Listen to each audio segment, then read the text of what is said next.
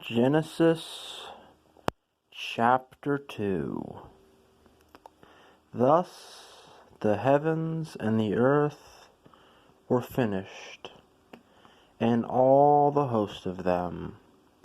And on the seventh day God finished his work that he had done, and he rested on the seventh day from all his work that he had done. So God blessed the seventh day and made it holy, because on it God rested from all his work that he had done in creation. These are the generations of the heavens and the earth when they were created.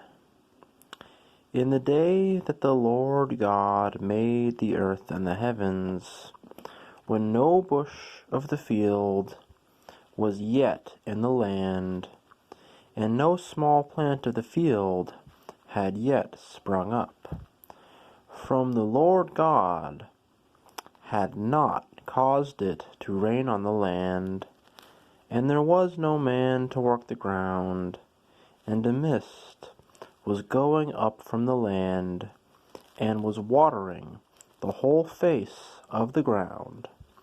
Then the Lord God formed the man of dust from the ground, and breathed into his nostrils the breath of life. And the man became a living creature, and the Lord God planted a garden in Eden in the east, and there he put the man whom he had formed. And out of the ground the Lord God made to spring up every tree that is pleasant to the sight and good for food. The tree of life was in the midst of the garden, and the tree of knowledge of good and evil. A river flowed out of Eden to water the garden, and there it divided and became 4 rivers. The name of the first is Pishon. It is the one that flowed around the whole land of Havalia, where there is gold, and the gold of that land is good. Bdellium and onyx stone are there. The name of the second river is Gihon. It is the one that flowed around the whole land of Cush. And the name of the third river is the Tigris, which flows east of Assyria. And the fourth river is the Euphrates. The Lord God took the man and put him in the Garden of Eden to work it and keep it. And the Lord God commanded the man, saying, You may surely eat of every tree of the garden, but of the tree of the knowledge of good and evil you shall not eat.